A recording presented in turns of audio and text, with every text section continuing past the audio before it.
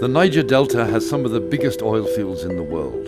It's a dangerous place of guns and poverty, where people need development, and the environment is heavily polluted from 50 years of living with the oil industry.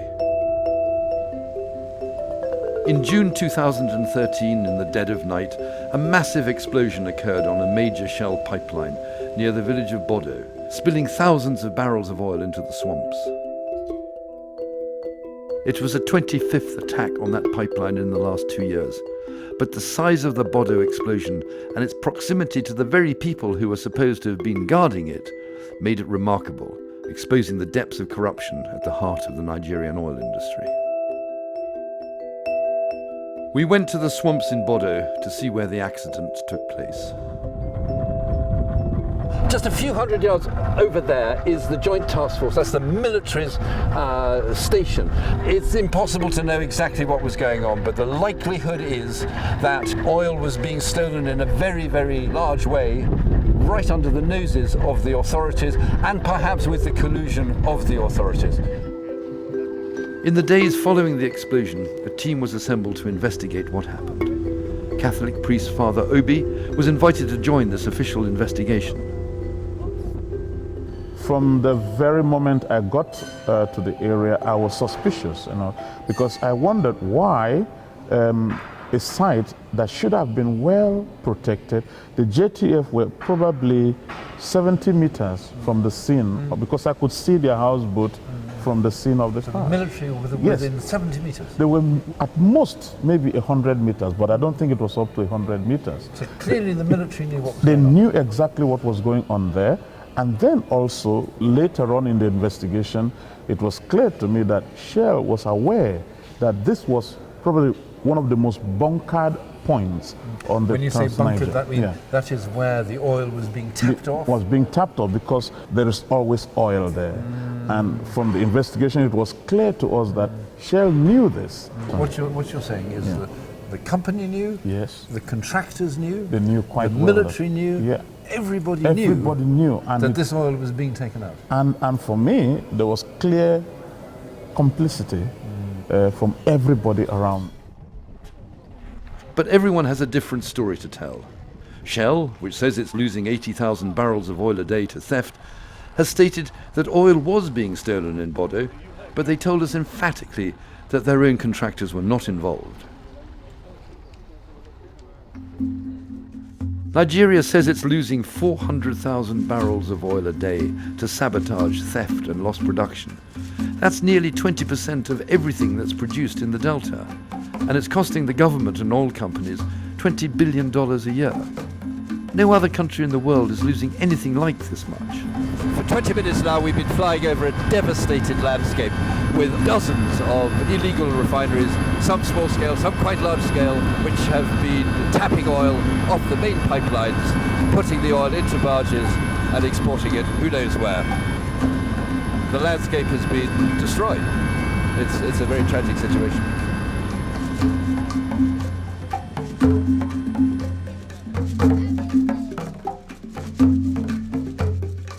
If you want to understand the problems of the people in the Delta, then come to Bodo.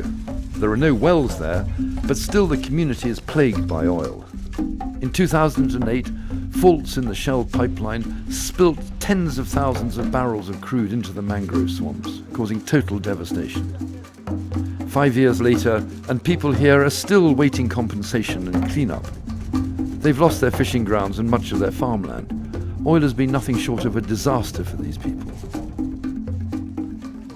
This, underneath me, is the Trans-Niger pipeline, the great 24-inch artery of oil which leads from the oil fields here out to the terminal at Bonny down the road. It's not protected. You can see, look, it's right under my feet. If I jumped hard enough on it, I'd probably break it myself. This pipeline provides nothing for these communities. They get nothing. They get none of the oil from it. They get none of the money from it. Shell runs this pipeline. Shell is now saying that it needs to make a new pipeline. It's going to spend £1,500 million on a new pipeline to avoid communities like this and sabotage. If it spent a tenth of that money on the communities, you could argue you wouldn't have these problems in the first place. Oil and people here do not seem to mix. Not only have the people of the Delta had to live with the disastrous effects of oil, they are routinely blamed for most of the spillages and theft. Community leaders in Bodo insist this simply isn't possible. We saw the pipeline going through Bodo. Yes. And it's not protected. It's not protected. It's anyone could break into it. If I had a chisel and I broke into it, what would happen? It's not easy to use chisel. Chisel cannot do. Chisel they cannot do. I could bore it. I could. We use some engine to bore the engine. Yeah. It's not possible. It's not something that you can use. Cannot easily do it manually. Yeah. It must be done by an engine. Yeah. When you pass through the community, you will see it's not easy for a poor man like us to go and make a badge. A badge that will cost you Some millions. millions of naira to construct one. So is the oil being stolen by the rich? The fact is, it takes serious money to set up even a moderate operation for the removal and refining of crude from the pipelines. There are just a handful of legal refineries in the Delta, and they're not working at full capacity. That means there's a gaping hole in the fuel market that can be filled by anyone with the financial clout. The same day we met this major oil trader, he told us he'd been offered 50,000 litres of stolen oil. The big oil companies are blaming the poor. Is this honest or dishonest? It's very dishonest. Why? It's very dishonest because what is required to engage in this large scale stealing that we see. The killings by the big oil companies are not small. They're not small killings. We're talking about millions of barrels of crude oil. How does the poor man engage in stealing these things? Because he doesn't have the means. He cannot do it. So what kind of resources, what kind of financial resources do you need to get yourself involved in this thieving of oil? You need what's called a purpose. It's a very big wooden boat. You can't build that boat for less than 2.5 million naira. You need that boat. You need to settle the military. The settlement of the military is not in hundreds of thousands, it's in millions of naira. So at that level, you'd say 5 million. You can acquire products. You can acquire crude oil to move to your refining base. But it doesn't stop there, because for you to be able to move, for you to get involved in moving product to your refinery, that means you have an existing refinery already. Yeah. And it costs some money to have an existing refinery. The size and scale of the illegal refineries varies, but collectively they do massive environmental damage. They're open secrets that scar the landscape. Mela Aforibika, a lawyer and chief from the town of Bodo, took us to see a recently destroyed illegal refinery just a mile from shore. It was only a medium-sized operation, but it was capable of processing up to 10,000 litres a day, much of which was spilt into the creeks. Aye. It stinks. It absolutely stinks of oil. This was just one refinery, and it's an area 2-3 acres, I should think, at least. Yes. And it's completely devastated. Totally. The ground is just saturated completely. you can see it. This is a big operation Yes, there. a This big has operation. got lots of money behind it, Yes. and And you had about 20, 30 persons every minute working. 30 people living here, working here full time. Here full time. But this was done under the very nose of the military. Was it, what, in your estimation, was it done with the connivance, with the complicity of the... Of course, there was a high level of complicity. You can't rule out the level of corruption that is there. You can't rule it out. But is your belief that these refineries started because companies like Shell never did the cleanups, never did or kept their promises, Yes, never... Yes, they had spillages from equipment failure. Yeah, They always denied them and Yeah. they charge them as sabotage. yeah. And later people say, okay, everything you're saying is sabotage. Why don't we start sabotaging them at once? You know? So if Shell had been a good company, if the other oil companies had acted properly, Yes. you would never had this You criminality. would not have had this scale. And you would not have had the level of connivance that also went with it. Because, let me put it, silence. It's just spoiled the environment. It used to be a pristine area. You You know, can see. you see the mangroves, see the trees, everything. Illegal refineries in the Delta operate only with the permission of the military and police, and they demand payment. Every so often they're closed down in a show of military power, but most relocate and start again. This small-time trader dealt in just a few barrels a day. He claims that what little he earned from the trade was far outstripped by the money that the police would demand in bribes. When the business was working, how much did you have to pay the authorities, in other words, the police or the JTF? How much did you have to pay them to keep quiet? Whenever they come, for instance, if they ask for 5 drum, 10,000, we price the rate of 5,000. But at times, they don't collect anything. They destroy all. But the police are part of the business in the sense that you have to give them money to be able to carry on your work. The police, just same as the JTF, when they come, the little I have, I give to them. For me, the military involvement is really the biggest, I think the military are the biggest players in this. Because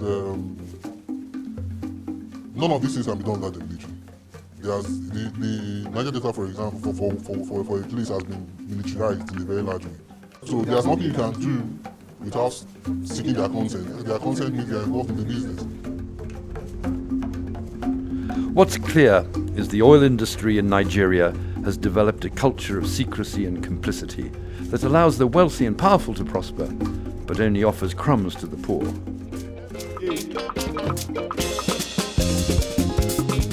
Almost nowhere in the Delta is completely untouched by oil, but just a few miles down the road from Bodo and Bodo is the town of Kar, where there are no pipelines, and despite the occasional slick coming from upstream, life continues much as it always has.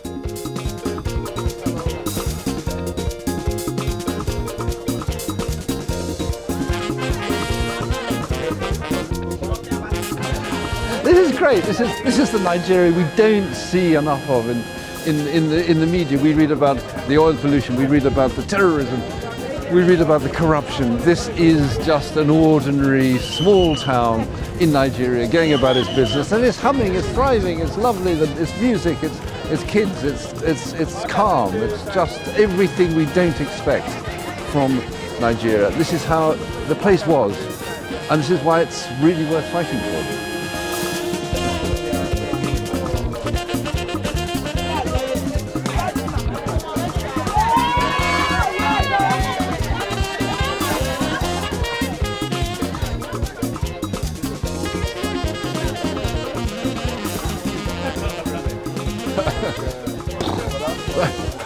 It's a palm gin.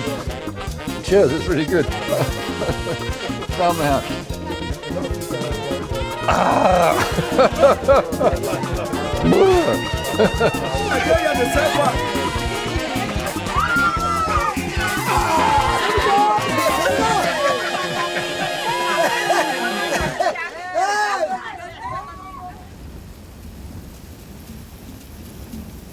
We may never know who was responsible for the explosion in Bodo, because the authorities themselves may be implicated. Oil theft seems practically out of control. Ken Saro-Wiwa Jr. is an aide to the president. He knows only too well how the oil industry has failed the people of the Delta. So who is responsible? Well, it's a complex network. You can look at the allegations are including commodity traders. We're looking at people who are lifting oil. We're looking at insurance, people who own ships. We're looking at security agencies. We're looking at militant networks. So it goes right across. The value chain is long and complicated. Are the oil companies implicated? Well, there's some suggestions, but again, these are things which require proper investigation, and certainly it's not. In the end, it's not so much about pointing fingers, but it's looking for solutions. Whatever the solution, poverty must be addressed. Community leaders across the Delta want licenses to set up small-scale legal refineries that would provide diesel for local consumption. This, they say, would create jobs, stop much of the pollution and generate real development. One, let them get modular refineries on board. 5,000 liters. You're arguing for 10,000 liters. what each Yes, community should have yes, its own yes. legal refinery. Yes, legal refineries In every at major these small community. stages. Yeah. And then the sale of the crude at domestic price, not at international spot price. And that would stop the criminality. It will stop the criminality. Because, of course, where are you stealing it to sell to? Who are you refining it to? When there is legal refinery here, catering for 10,000 liters, who's going to buy that one that you went into the bush to do? Nobody. Because they are sure that it's of a better quality, they are sure that it's well regulated in line with environmental practices. Nobody's going to buy yours that you made So in it would the end bush. the pollution, it would end the criminality, and it would bring It prosperity. will end everything and it will bring prosperity. But some reject oil completely. Nemo Bassi, chair of Oil Watch International, believes that oil in Nigeria has been a disaster for his country. Oil has been the major factor that has dislocated everything in Nigeria, about Nigerian politics, Nigerian economy, the infrastructure. Before oil, Nigeria was a rich country. Since oil began to be a major income earner, Nigeria has become an impoverished country. Oil should be left in the soil. Coal should be left in the hole. Tar sands should be left in the sand, and there should be no fracking at all. The oil-based civilization has gone on for about 200 years. It's not going to take us to eternity. It's time now for us all around the whole world, rich or poor, to move from this fossil fuel-driven production and consumption system and go the way of renewables.